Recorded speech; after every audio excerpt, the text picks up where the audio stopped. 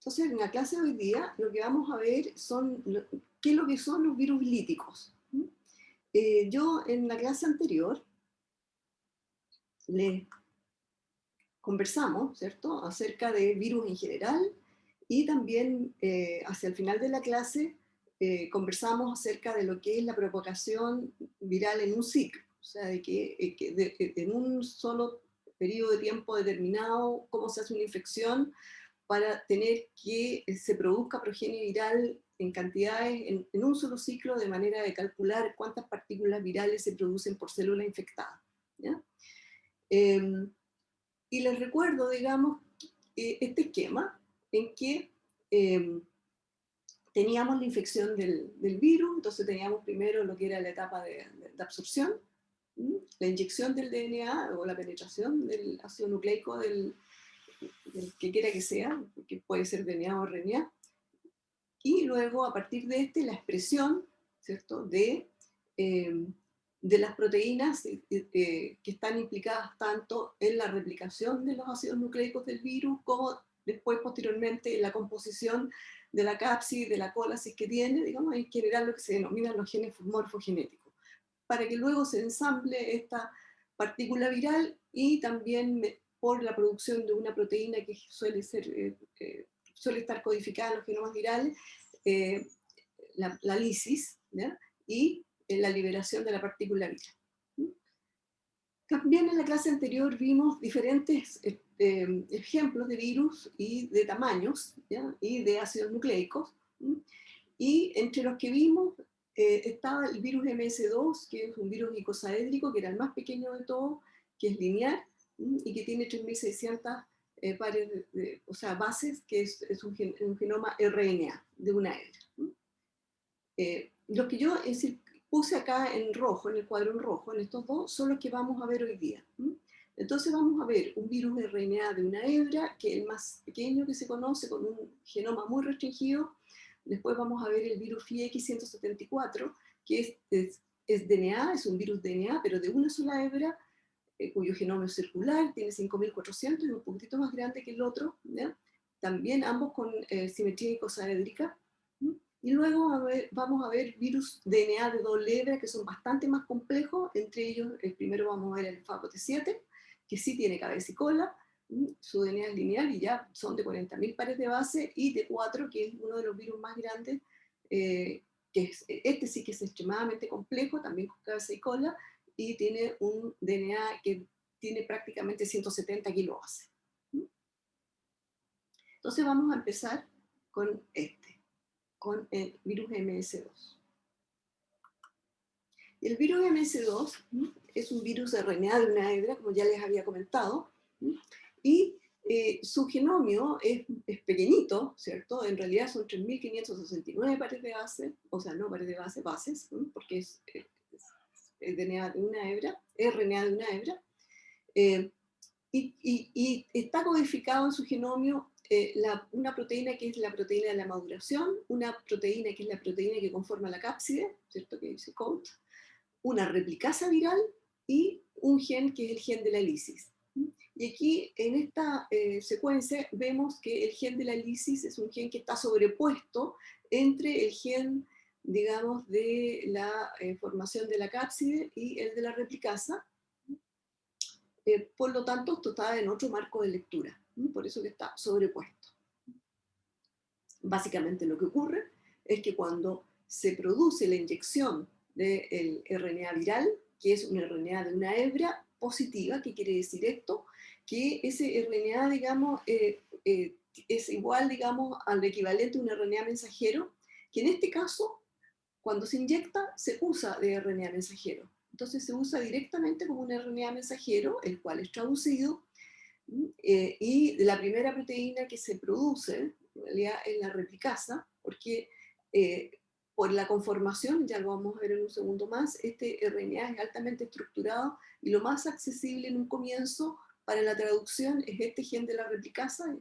El sitio en el ribosoma es un poquitito más accesible en esta forma, y una vez entonces que se produce la replicasa, esto se empieza a replicar, aquí está la proteína replicasa, y va a usar, digamos, parte, digamos, de este RNA más como templado para producir RNA menos, y al producir RNA menos, este a su vez va a ser templado para producir RNA más, y este RNA más es el que se va a ir a encapsidar. En el intertanto, ya se han empezado a producir las proteínas de la cápside en una cierta cantidad, y en menor cantidad la proteína de la maduración, la que finalmente, digamos, se utiliza para que se produzca el ensamblaje de la cápside, y lo último que se expresa, o que se expresa, no es lo último que se expresa, sino que se va expresando muy lentamente, por cómo está dispuesto, se va expresando muy lentamente, entonces se tiene que acumular para que se produzca la lisis de la bacteria, con la consiguiente liberación de la progenie viral. Entonces, ¿qué es lo que hace que esto ocurra en el evento que yo le estoy relatando? ¿Cierto? Que primero la replicasa, que después empieza a producirse y a acumularse la proteína de la cápside, también un poco la proteína de la maduración, y que se exprese muy poquito y que finalmente ese poquito se acumula hacia el final del ciclo y produzca la lisis de la bacteria. Lo que yo les mencionaba, este es un RNA que es altamente estructurado, de modo que la expresión va a ir ocurriendo a medida que también se vaya replicando, porque al irse replicando se va a ir desarmando esta estructura, y al irse desarmando la estructura va a haber acceso para que los ribosomas puedan ir traduciendo las proteínas implicadas, ¿ya? Entonces aquí está incluso una estequiometría de lo que se produce, ¿cierto? Se produce una cierta cantidad de proteínas de la cápside, de la maduración y el RNA, digamos, para producirse esta partícula viral, que por lo demás es muy pequeñita, es de 26 nanómetros. Esta es una de las partículas virales más chicas que existen.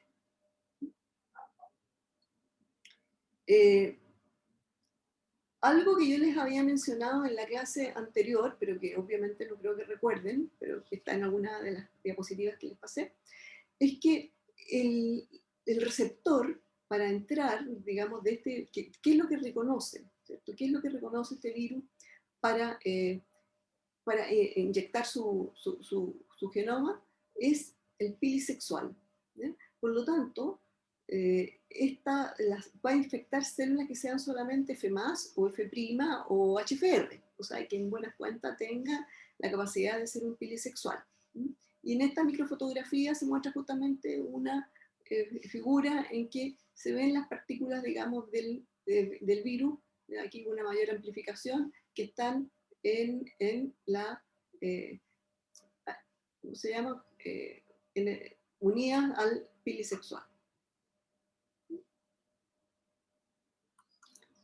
Bien. Y ahora voy a cambiar de virus y voy a explicarles otro, digamos, que también es simple. La anterior era RNA de una hebra lineal. El que les voy a comentar ahora es DNA de una hebra, pero que se empaca, digamos, al estar empacado, su genoma es circular.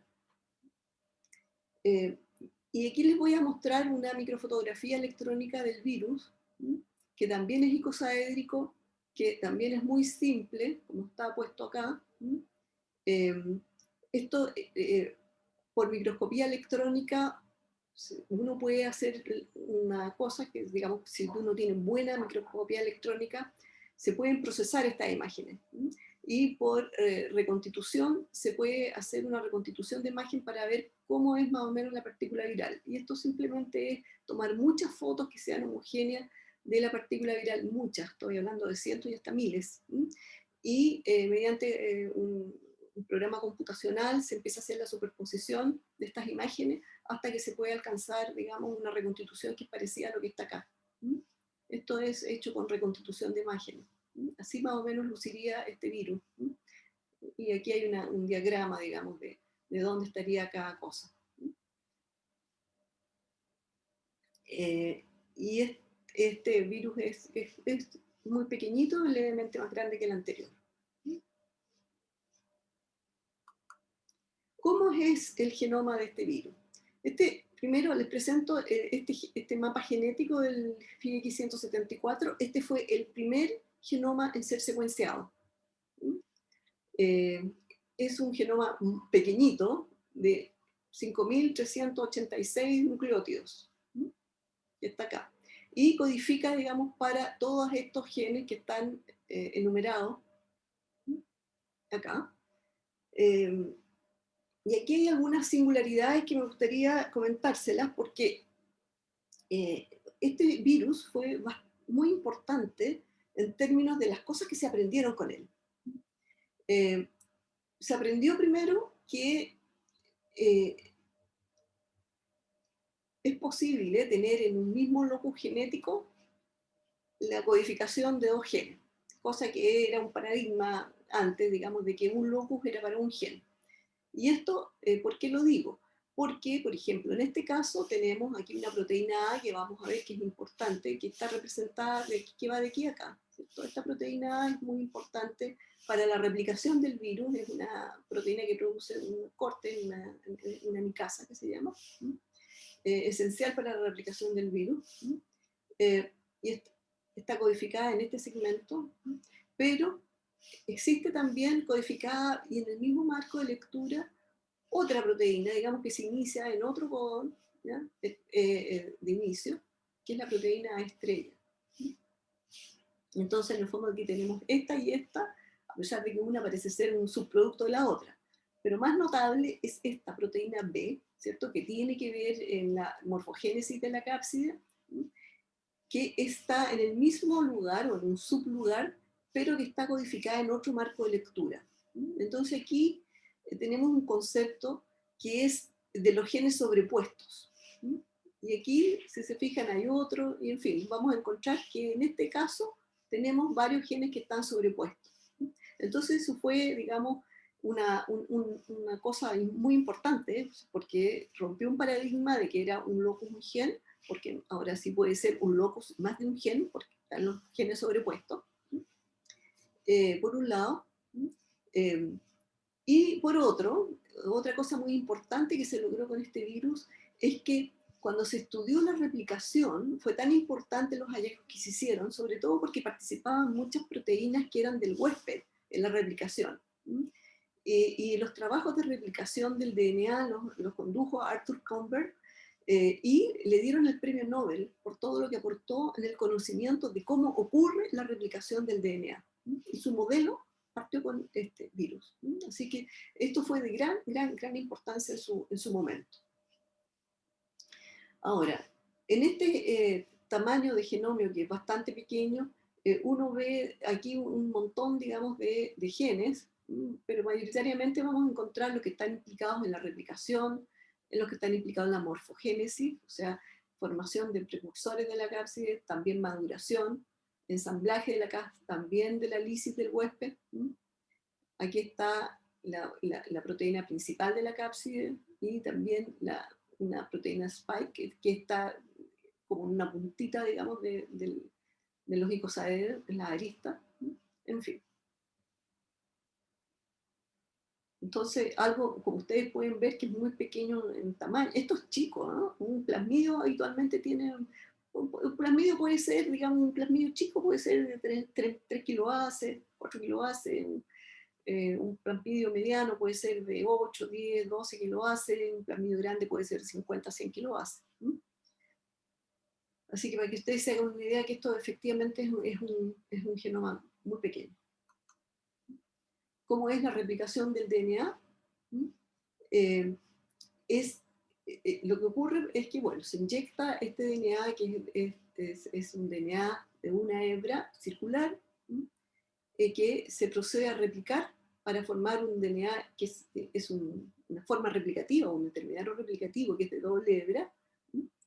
Así es, y luego, ¿cierto? Para producirse, la progenie viral se vuelve a una hebra, vamos a verlo en un segundo más cómo, y también aquí, a partir de este DNA de doble hebra, por las RNA polimerasa de la bacteria, se transcribe y va a producir estos RNA mensajeros, que son los que finalmente se van a traducir para producir todos los productos, digamos, implicados en la morfogénesis viral. Y aquí está un poco cómo es la replicación, ¿cierto? En que desde este intermediario de dos hebras, ¿cierto? Lo que va a pasar es que se va a producir un corte, un nick, ¿cierto? Que esto es por la proteína A del virus, ¿cierto? Que es lo que se llama la nicasa así se dice incluso en castellano, ¿no? Por el modelo del círculo rodante va a decir que se empieza a replicar, ¿cierto? O este es el punto que se empieza a replicar, entonces al empezarse a replicar va a desplazar esta hebra, y cuando se completa una revolución, esta se va a circularizar, ¿no? Que básicamente va aquí, ¿cierto? Empieza a replicarse, aquí ya lo verde es lo que se está replicando nuevo, lo verde oscuro, lo verde claro es lo que se va desplazando, hasta que se completa la revolución, y ahí, al completarse la revolución, se produce la forma circular, que está representada acá. Este es lo mismo, pero está representado acá. Está aquí la proteína A, entonces cuando se produjo la revolución completa, digamos, o sea, todo eso, se produce entonces el sellado acá del DNA circular, y este es el que se va a ir a empacar.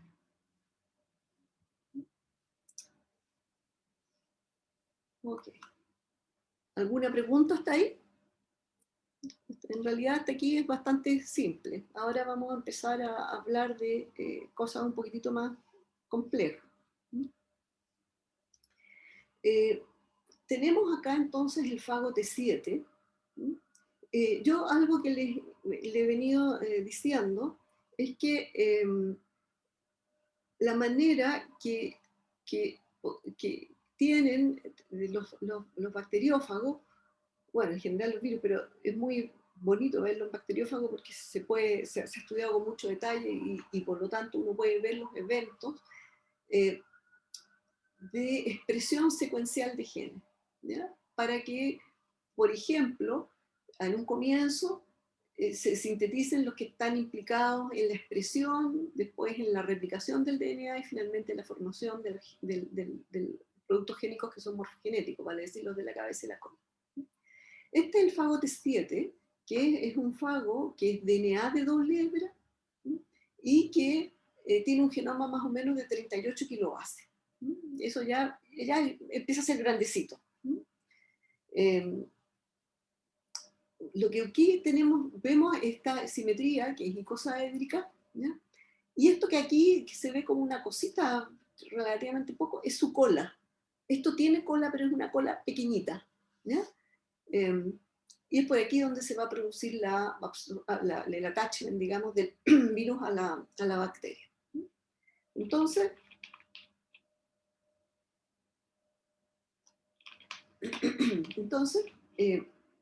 tenemos aquí genes que se van expresando de manera secuencial. Y al hacer eso, lo que se ha podido clasificar estos genes en lo que se denominan genes de clase 1, genes de clase 2 y genes de clase 3. Yo de aquí en adelante todos los ejemplos que voy a ver, que en realidad no son tantos, va a ser este fago T7, después vamos a ver el T4 y en la clase que viene vamos a ver fago lambda. Y ya no tengo tiempo, y yo creo que tampoco sería bueno ver más, porque lo único que vamos a hacer es confundir más que ayudar, y vamos a ver eso porque son representativos de cada tipo de fago, ¿ya? Recuerdo nuevamente, este fago es lítico. Todos los fagos que hemos visto hasta ahora es lítico. ¿Qué quiere decir esto? Que solamente pueden ir a la vía lítica. Esto quiero que lo tengan súper claro. Yo voy a hablar de fagos lisogénicos y de fagos líticos. Los fagos que son lisogénicos no quiere decir que no hagan lisis. Hacen lisis también, ¿ya? Pero pueden ir a una vía alternativa que es la lisogénica, y por eso se llaman fagos lisogénicos, ¿ya? En tanto que los virus líticos, este por ejemplo que estoy viendo acá, solamente puede ir a la vía lítica porque no tiene alternativa, no tiene la alternativa de la lisogenia, ¿ya? Y vamos a ver cuando estudiemos a fago lambda, que es un virus lisogénico, que para que vaya a la lisogenia se necesita también una cierta estructura, digamos, de genes dentro del virus para poder conducirse a esa vía. ¿Ya? Entonces,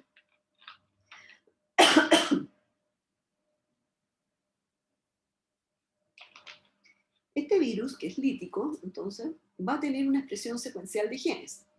Esta expresión secuencial de genes la dividimos en estas tres clases. La clase 1, que son los primeros que se expresan, que son cinco genes. Y estos genes, ¿cierto?, que se expresan son a partir, digamos, de la RNA polimerasa bacteriana. ¿Qué quiere decir eso? Que va a ser reconocido, estos 5 genes van a tener un promotor que es reconocido por esta RNA polimerasa bacteriana. Y entre esos genes está uno que se llama de interferencia con el huésped. Vale decir que cuando se produzca este gen va a ir a interferir con la RNA polimerasa para que no siga expresando genes del huésped y más que nada todo lo que es la maquinaria biosintética esté a disposición de la expresión de las proteínas virales. Vamos a ver esto en un pelito de más detalle con la transparencia que viene. A continuación, ¿cierto?, hay otros genes que, bueno, en esta clase 1, que está expresado por la RNA polimerasa bacteriana, se expresa, además de este factor de interferencia, ¿cierto?, para el huésped, que va a interferir con la RNA polimerasa del huésped, se va a expresar una RNA polimerasa viral, que se llama la RNA polimerasa del fago T7. Y esta va a reconocer promotores específicos, que están acá, estos promotores específicos. Y a partir de estos genes, digamos, ¿cuáles son los que se van a expresar acá? Las proteínas de la síntesis viral, una lisosima que también inhibe la RNA polimerasa viral, y a contar de esto, entonces va a pasar a una clase 3 en que se van a expresar todos los genes que son morfogenéticos y de maduración de la formación de la cápsida. ¿Cómo es este genoma? Este genoma está aquí representado de manera lineal y esto, digamos, corresponde al extremo izquierdo y esto que está abajo corresponde al extremo derecho. Y aquí ocurre algo que es inusual, porque generalmente todos los ejemplos que vamos a ver más adelante, cuando uno ve la agrupación de los genes, porque aquí le pusimos clase 1, clase 2, clase 3, también le podríamos haber dicho genes tempranos, que se expresan temprano, genes intermedios y genes tardíos, ¿sí? Que esas nomenclaturas las vamos a ver también en los ejemplos que vienen. Entonces, pero toda esa nomenclatura lo que significa es que hay unos que se expresan antes y otros que se expresan después, ¿sí? Y en este caso concreto, la organización de los que se expresan antes, ¿cierto? Por ejemplo acá, que está reconocido, estos que están acá, digamos, de la clase 1, el promotor es reconocido por la RNA polimerasa bacteriana, ¿ya? Y aquí se expresa una RNA polimerasa que es viral. Son de la transcripción temprana, ¿ya? Esta RNA polimerasa va a transcribir ahora los genes que están acá, ¿ya? Los de clase 2, porque va a reconocer estos promotores. La RNA polimerasa de la bacteria no reconoce estos promotores, por lo tanto no puede expresarlo. Y entre esos promotores, digamos, entre esos genes que están codificados, digamos, en estos operones con estos promotores, está justamente la DNA polimerasa viral, y estas ligasas son todas implicadas en la síntesis del DNA viral, y también una lisosima que tiene un carácter regulatorio en esta etapa, ¿ya? Y luego, entonces, una vez que se produce, digamos, la expresión de estos genes, también va a pasar a clase 3, que son estos que están acá, que son básicamente todos los genes de la cabeza y de la cola. Pero aquí se produce algo que, además de que están ordenados de esta manera, a diferencia de todos los otros ejemplos que vamos a ver, la inyección del DNA viral es muy lenta, ¿ya? Esto generalmente no es así, esto se tarda como 12 minutos, y como va entrando de izquierda a derecha, esto es lo primero que ve, ¿cierto? Este DNA es lo primero que ve el citoplasma de la bacteria, es lo primero que se expresa, esto es lo segundo que se expresa, y bueno, esto es lo que se expresa al final. También, en buena medida, dado por el orden como van apareciendo dentro del citoplasma estos distintos segmentos de DNA. Se tarda, creo que lo acabo de mencionar, alrededor de 12 minutos en entrar, cuando por ejemplo todos los otros fagos menos de 30 segundos. Bien. Y aquí está lo que ya les mencioné, pero está en un esquema, por lo tanto es mucho más fácil de recordarlo y de entenderlo. en que tenemos entonces los de clase 1, los genes de clase 1, ¿por cuál son transcritos? Son transcritos por la RNA polimerasa del huésped, vimos que va a tener su factor sigma, o sea, una RNA polimerasa holoenzima con sigma 70, ¿ya? Y aquí entonces está lo de clase 1, muy importante, la RNA polimerasa, ¿cierto? Que es la que va a transcribir los de clase 2 y los de clase 3, como ya se los mencioné, pero tienen promotores diferentes, ¿cierto? Que esto también importa. Los promotores de clase 2 es esta, ¿cierto? Perdón, este es clase 1, este es el clásico promotor reconocido por la RNA polimerasa del huésped, clase 1. El clase 2, ¿cierto? Es este que está acá, y el clase 3 es este que está acá. Que este es reconocido no muy fuertemente, pero este es reconocido muy fuertemente. Y aquí me gustaría también señalar lo siguiente. Este sistema de la RNA polimerasa de T7 ha sido muy importante también en el desarrollo de muchas técnicas de RNA recombinante para expresar genes en bacterias, ya sea tanto bacterianos como podrían ser eucariontes, es muy usado. Diría que quizás es uno de los vectores más usados, los que están basados en RNA polimerasa del fago T7. Y entonces los genes a expresar se ponen bajo el comando de este promotor. Entonces, generalmente, para regular la expresión de estos genes en un vector, digamos, que contempla este promotor, lo que se hace, digamos, es tener, ya sea por lisogenia, ya sea por un plasmidio compatible, bueno, pero tener la expresión de la RNA polimerasa de T7 controlada, digamos, por ejemplo, por el represor LAC o algo que sea inducible. Entonces, finalmente lo que induce es la expresión de la RNA de polimerasa alfa T7 y esa a su vez induce la expresión del gen que uno quiere expresar. Para que ustedes sepan, todos los vectores PET están basados en la expresión de la RNA polimerasa del fago T7 para expresar la proteína de interés.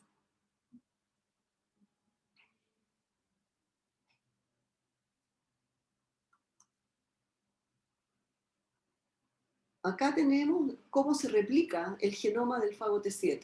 Primero, la replicación, digamos, habíamos dicho que el DNA del fago T7 es un DNA lineal. ¿Ya? Y la replicación ocurre a partir de un punto, que el origen de replicación está acá, está, digamos, más hacia el extremo izquierdo, y ella es bidireccional, entonces va a avanzar hacia acá y va a avanzar hacia acá. Pero cuando llegue acá, digamos, obviamente que aquí va a terminar la replicación, porque simplemente se le acabó el templado, y va a hacer esta estructura de Y, que uno la puede ver, digamos, como un intermediario. Cuando está estudiando, digamos, por microscopía electrónica, se hicieron estos estudios, uno podía ver este Y hasta que finalmente empieza a avanzar hacia acá y se forman, digamos, estas dos hebras que están replicadas. Luego viene un paso que es bastante interesante, y es que se produce la formación de concatémeros, porque lo que ocurre, digamos, es que tiene unos terminales, digamos, que se repiten, que viene a ser esta parte G. Si, por ejemplo, el genoma es A, B, C, D, E, ¿ya? Que está acá, digamos, tanto para allá como para acá, va a tener un G, digamos, que es una región de, no sé, ya no me recuerdo bien, pero me parece que son como 2 kilómetros o un poco más, pero anda por ahí, ¿eh? Que se replica, que es idéntica, digamos, y por lo tanto puede uno a formar esta cosa complementaria acá, acá con acá, y el complementario va a hacer esto y va a formar lo que se llama un concatémero. Y es la formación de concatémeros, que es lo que está acá, porque se va formando el concatémero muy largo, es importante para el empaquetamiento. Este concatémero es importante para el empaquetamiento. Porque lo que va a ocurrir, digamos, es que el virus produce una endoclasa viral que va a reconocer acá. Y va a cortar, o sea, va a hacer el concatémero, pero lo va a cortar. Y cuando lo corte, este, como está, digamos, va a ser el sustrato, que es lo que se va a empaquetar. ¿Ya? me parece que esto debería formar un complejo, digamos, y esto finalmente es lo que se va a empaquetar, ¿ya? Pero tiene que ser, digamos, en este orden: el concatémero, el corte, la compleción, digamos, completar esto y el empaquetamiento. Todo eso ocurre, digamos, por una vía, ¿ya? Entonces, lo que uno tiene es que tiene lo que se denomina repeticiones terminales, ¿ya? Y estas repeticiones terminales, ¿por qué las tiene? Porque esa es la manera que tiene de formar el concatémero. ¿Por qué tiene que formar un concatémero? Porque esta es la vía que se tiene que seguir, digamos, que está escrita, que se hizo para poder finalmente encapsular esto, ¿ya? Eh,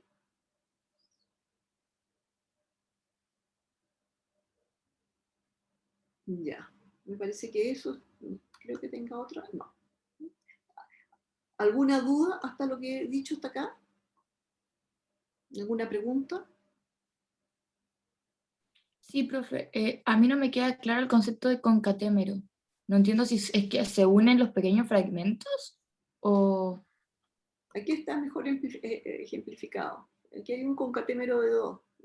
Fíjate, cuando se replica, ¿cierto?, el genoma viral, que está puesto acá, lo va a hacer, digamos, de manera bidireccional, ¿cierto?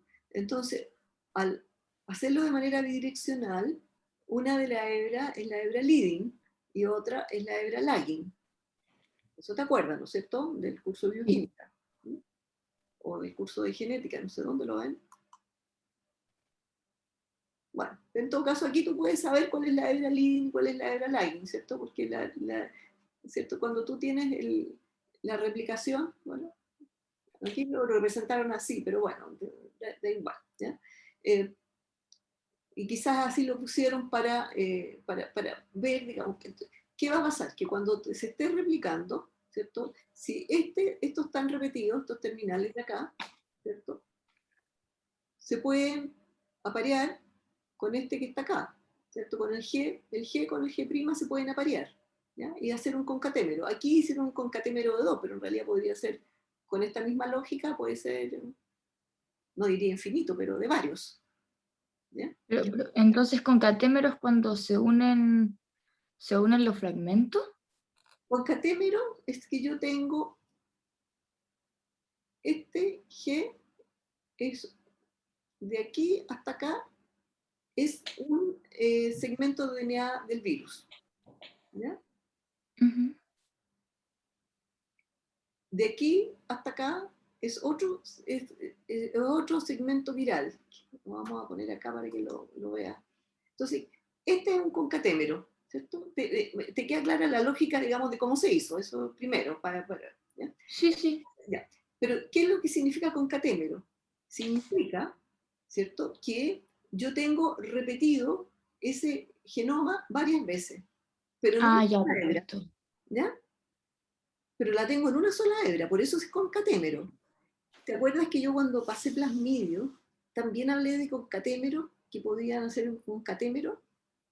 Ya ni te acuerdas, pero bueno, cuando pasé No, pero me plasmidio, quedó claro el concepto, gracias. ¿ah? Era No, lo pero me quedó claro el concepto, muchas gracias. ya, ok.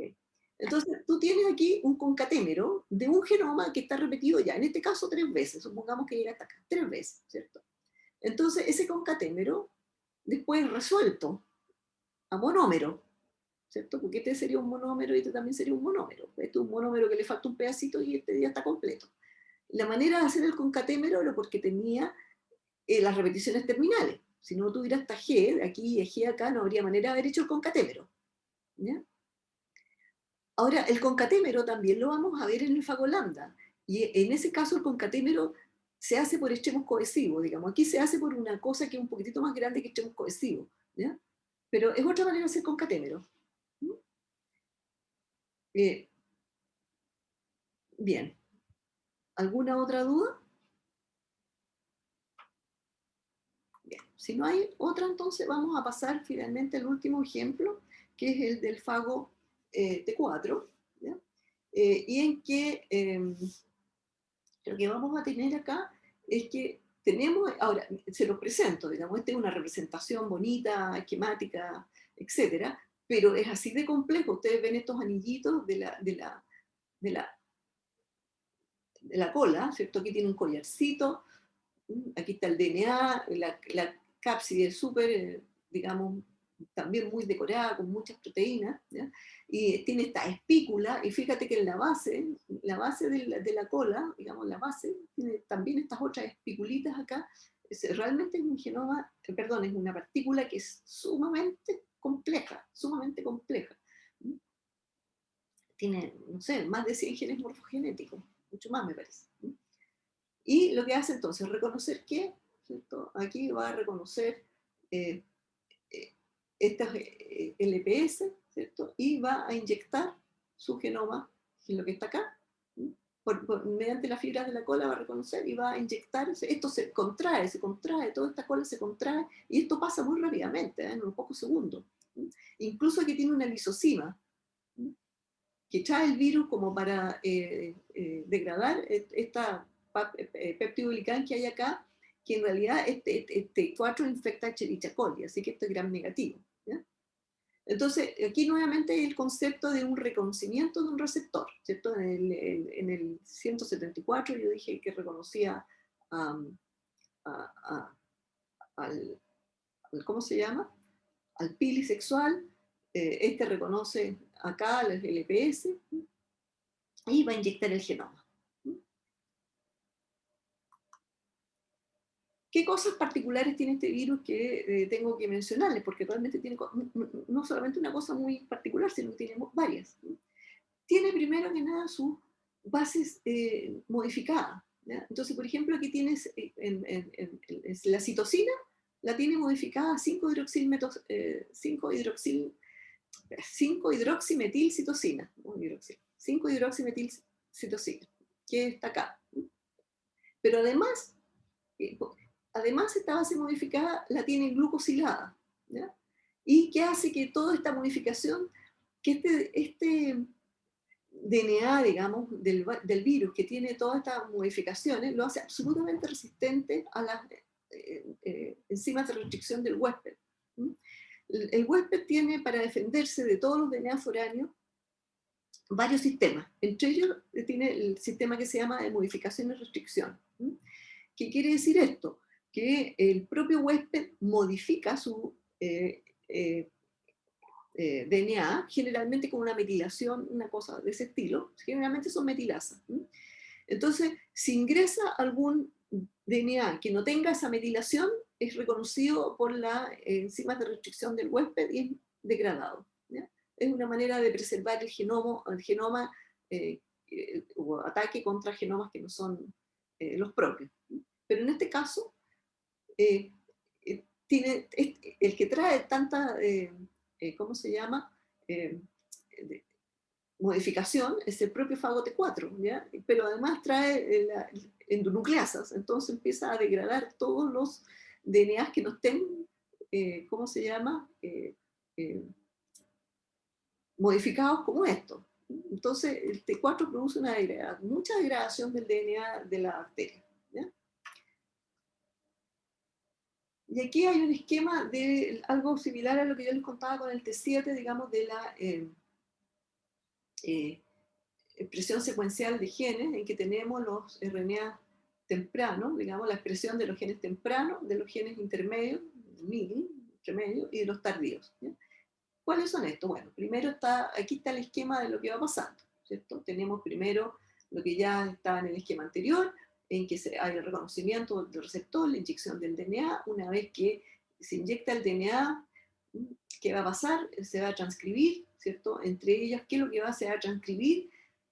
Una DNA polimerasa del T4, nucleasas del T4 y factores sigma nuevos. ¿Ya? Aquí, a diferencia de la del T7, que hace un factor sigma, lo que hace el DNA, digamos, lo que hace el fago T4 es producir factores sigma, que lo que va a hacer es apoderarse, digamos, de la enzima de la bacteria. En este caso, desplaza el sigma 70 y se queda con sus sigmas virales, y eso va a conducir a la expresión de los genes del fago T4, cuáles son los que están implicados en la replicación y los que están implicados en la formación, digamos, tanto de la de la cápside como de la cola y de todos los adminículos que adornan la cola.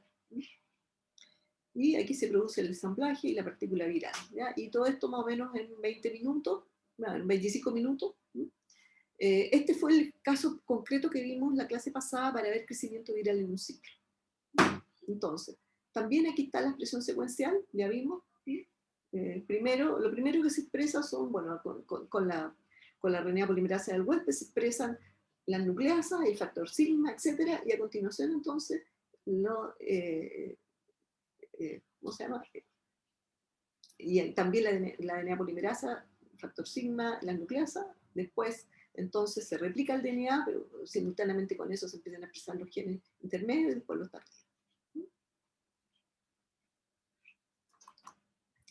¿Cómo uno representa el DNA? Este DNA es lineal, ¿ya?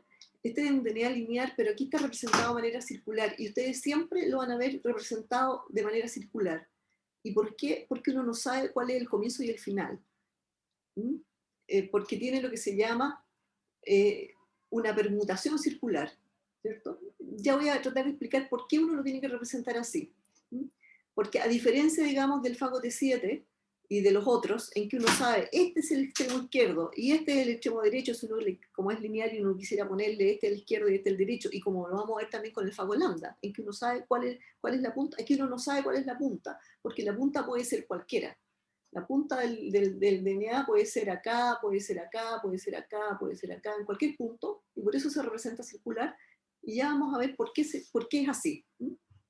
Esto simplemente también para decirle que están los 160 o 170 kilobases de esto, ¿cierto? Y uno ve aquí realmente todas las, qué sé yo, DNA polimerasa, DNA primasa, fibras de la cola, base de la cola, ¿cierto?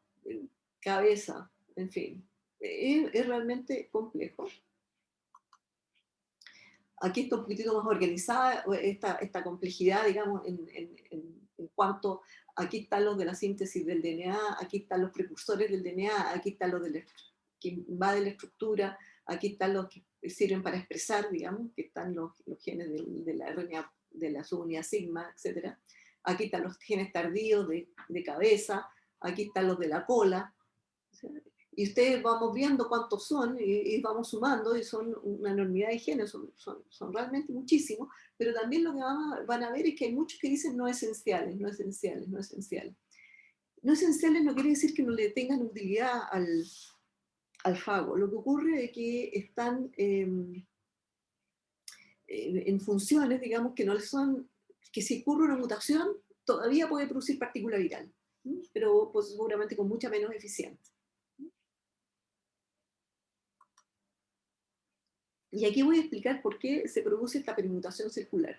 Y esta permutación circular tiene que ver con justamente la manera como se ensambla, ¿ya? El virus, digamos, para producir la partícula viral. Al igual que el anterior, y esto vamos a ver que es bastante recurrente, se producen los concatémeros. Pero el concatémero se produce por recombinación de las puntas, porque cuando se produce la síntesis, digamos, del DNA, se va a producir, digamos, repitiendo genes, ¿ya? Entonces, por ejemplo, aquí supongamos que lo que se repitió era esto, A, B, C, D, E, G, AB, ¿ya? Aquí lo mismo, aquí lo mismo y aquí lo mismo. Entonces, aquí en AB esto puede recombinar y dar esto. Aquí en AB puede recombinar y esto. Entonces, el concatémero, ¿cierto? Va a ser, ya, A, B, C, D, E, F, G, A, B, C, ya. Y el mecanismo ahora por el cual se va a producir el llenado de la cabeza es por lo que se llama cuando se completa, headful, ¿cierto? Llenado de cabeza, digamos, llenado de cabeza por el tamaño del DNA. ¿Qué significa esto? Que a diferencia del anterior, de que se producía el corte de la endonucleasa, ¿cierto? Que era siempre en el mismo lugar, porque la endonucleasa reconocía ahí donde estaba G, ¿cierto? Reconocía ahí y cortaba ahí, solamente ahí.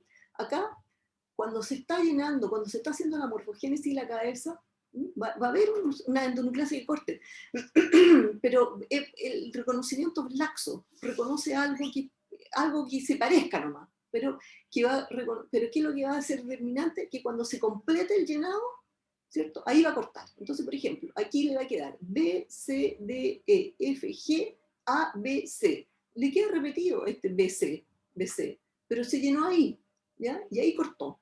Entonces queda esto sustrato al que viene, y le va a quedar D, E, F, G, A, E. Y este D va a quedar repetido nuevamente, porque ahí completó el tamaño.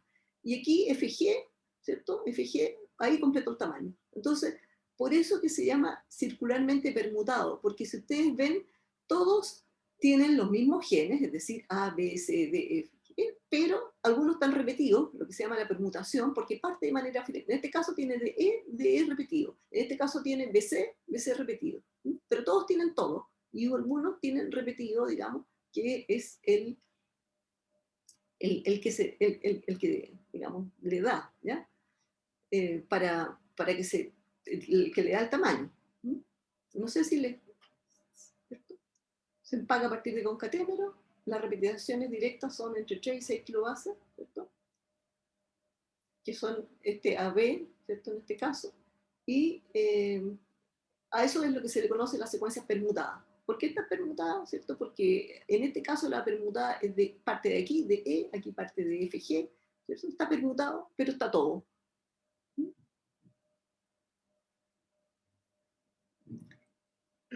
¿Alguna pregunta?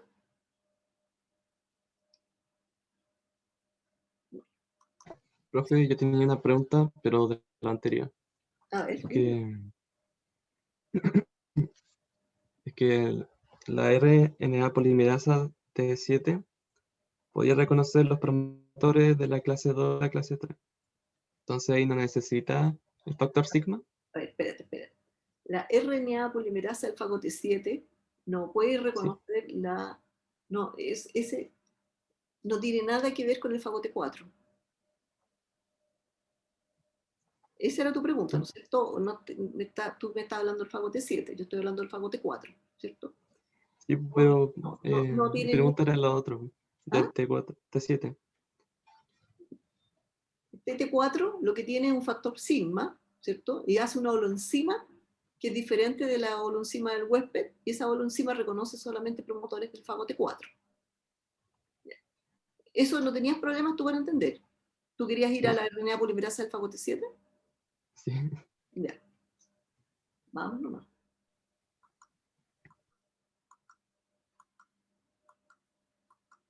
Va. Yo creo que esta es la mejor para ver. La RNA polimerasa del huésped, ¿cierto? Va a reconocer este promotor que es el que tiene la clásica consenso menos 35 menos 10. La RNA polimerasa del fagote 7, ¿cierto? Que se transcribe, que se produce después de la transcripción de los genes de clase 1, ¿cierto? Porque en los genes de clase 1, acá, que son estos que están acá, está la RNA polimerasa del fagote 7. Entonces, cuando se transcribe, lo primero que se transcribe, porque entra en ese orden, es la RNA polimerasa del fagote 7. Y esa RNA polimerasa del fagote 7, digamos, es la que va a reconocer estos promotores de clase 2 y de clase 3. Primero reconoce los de clase 2 y después reconoce los de clase 3. Y esa RNA polimerasa solamente va a reconocer estos promotores. Este de manera más débil y este más potente. Este es el que se usa en los vectores de clonamiento de expresión que yo les mencionaba. Este promotor. ¿Cuál era tu pregunta ahora? Es que según yo entiendo, ¿Sí? o sea, la RNA polimerasa para reconocer los promotores necesita el factor sigma. En ese caso de bacteria. No.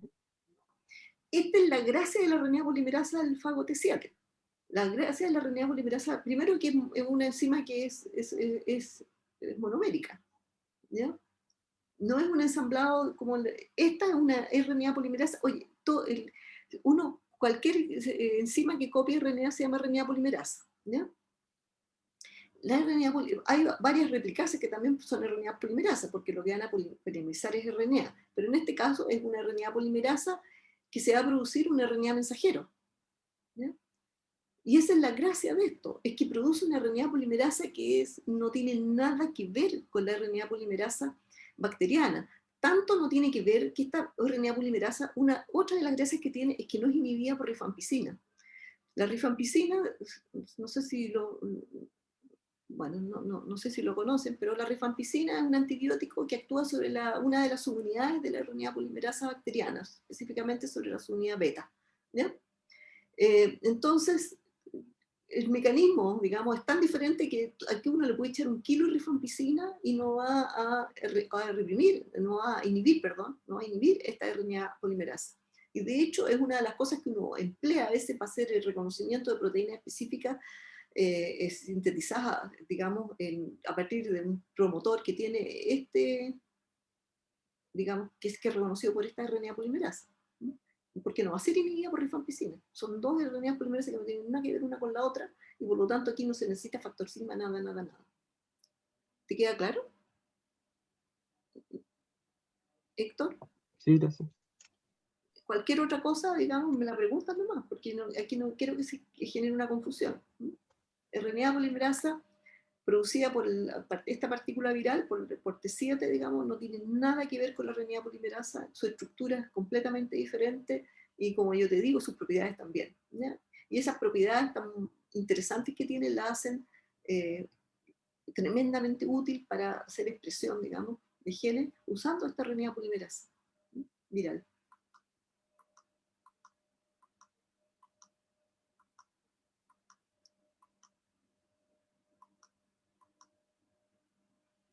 ¿Alguna otra pregunta?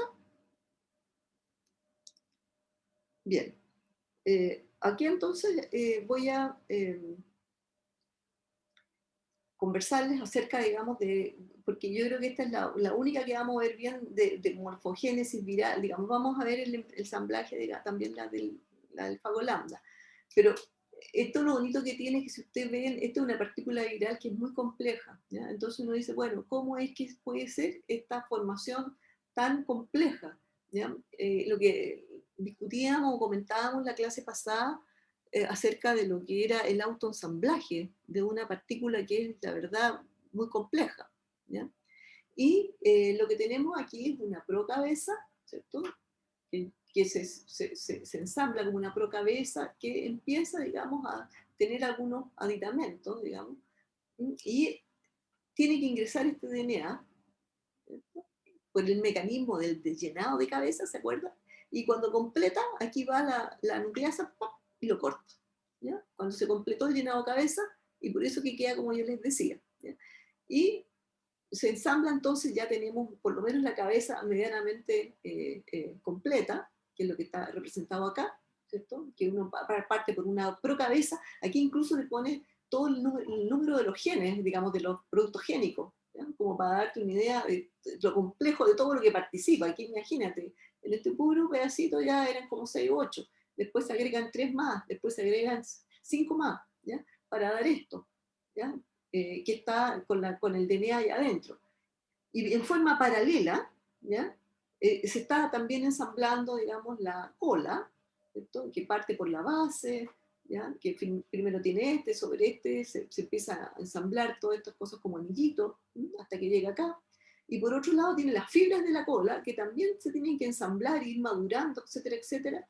Y cuando se converge, digamos, cabeza que ya está lista con esta parte, ¿cierto? Se va a producir la partícula viral madura, que es la que está acá. ¿Alguna pregunta?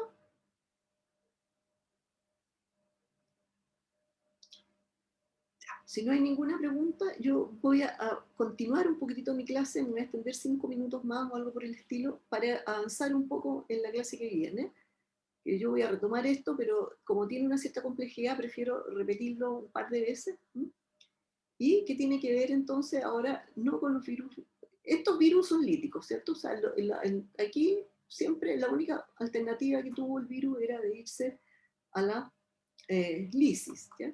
Pero también tenemos lo que se llaman los virus temperados o lisogénicos, en que tiene 2 alternativas, que ya lo habíamos visto, ¿cierto? Que hay inyección del DNA viral, ¿cierto? Y aquí ese profago, digamos, este fago puede ir, digamos, a la lisis, algo similar a lo que ya hemos visto, o puede ir a la lisogenia, en que el DNA del fago se va a integrar habitualmente, no necesariamente, pero en la mayor parte de los casos se va a integrar al cromosoma bacteriano, pero al hacerlo van a concurrir un montón de mecanismos de regulación de la expresión que van a cerrar la síntesis de todos los genes, menos del que lo mantiene reprimido. Porque para cerrarlo hay que reprimir todo, ¿no? Y se va a mantener pasivamente con la bacteria ese DNA, pero siempre reprimido, porque siempre va a tener que estar la expresión de la proteína represora, lo vamos a ver eso con bastante detalle, ¿no? Hasta que ocurre algo, un evento de inducción. Generalmente el evento de inducción es un estrés, ¿ya? Que puede ser el calor, que puede ser la luz ultravioleta, algo que va a hacer en el fondo producir un efecto sobre la molécula represora para que ya no funcione, y eso va a hacer que se induzca, y se induzca yendo hasta a la vía lítica.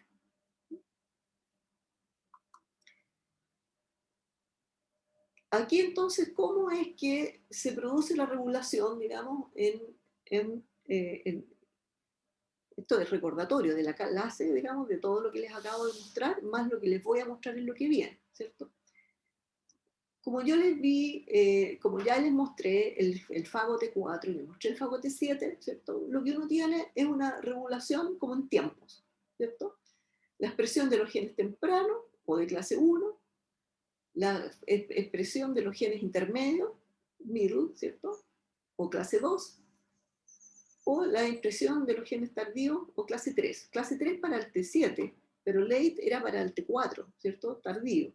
¿Ya? Middle también era para el T4, que le llamaban middle. Entonces, aquí depende del fago que uno estudie, le pueden llamar clase 1, clase 2, clase 3, o temprano, inmediatamente temprano, tardío, en fin.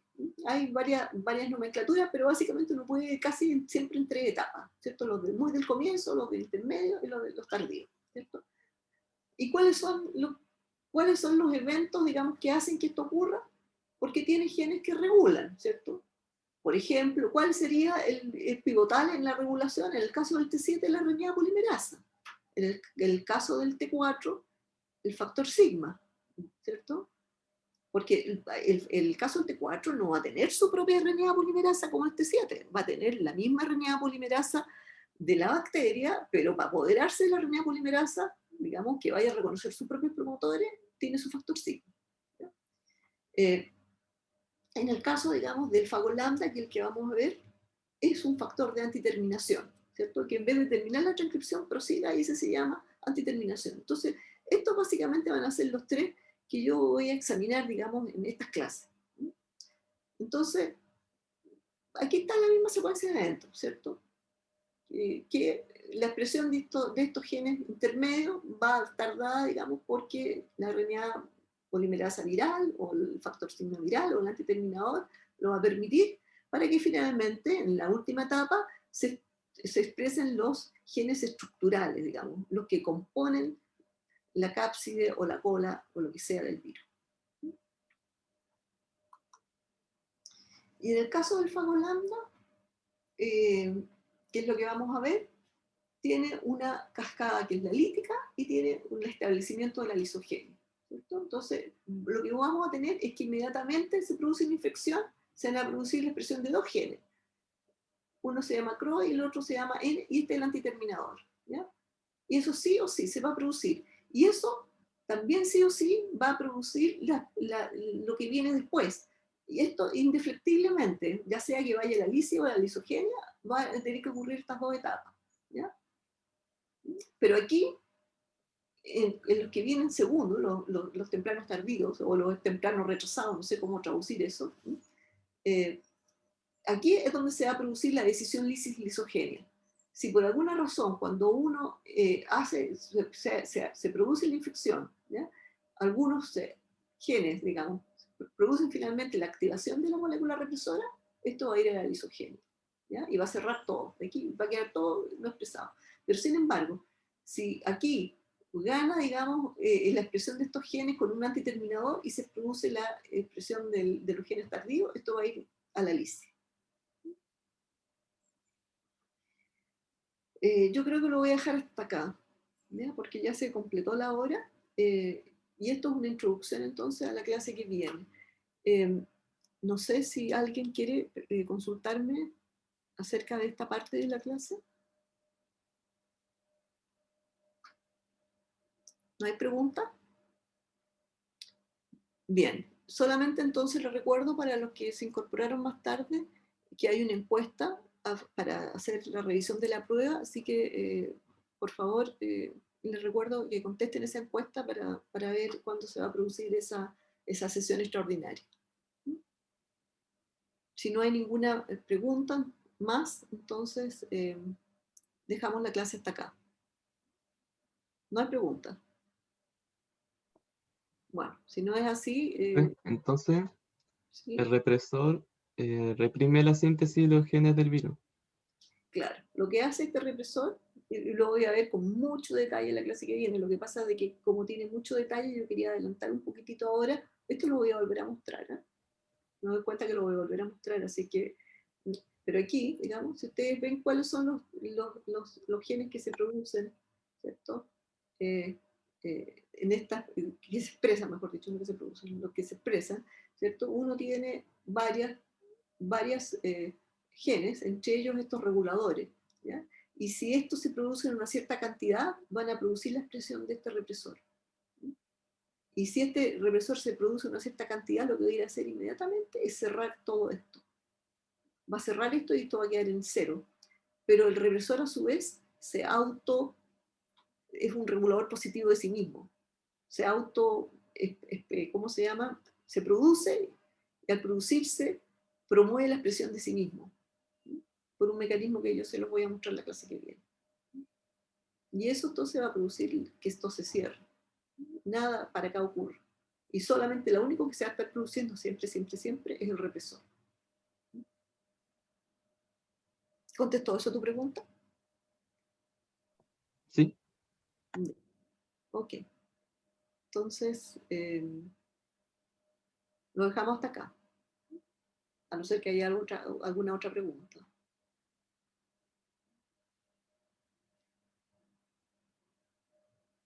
Bien. Bueno, que les vaya muy bien. Chao, profe, cuídese. Gracias por la clase. Ya, ustedes también.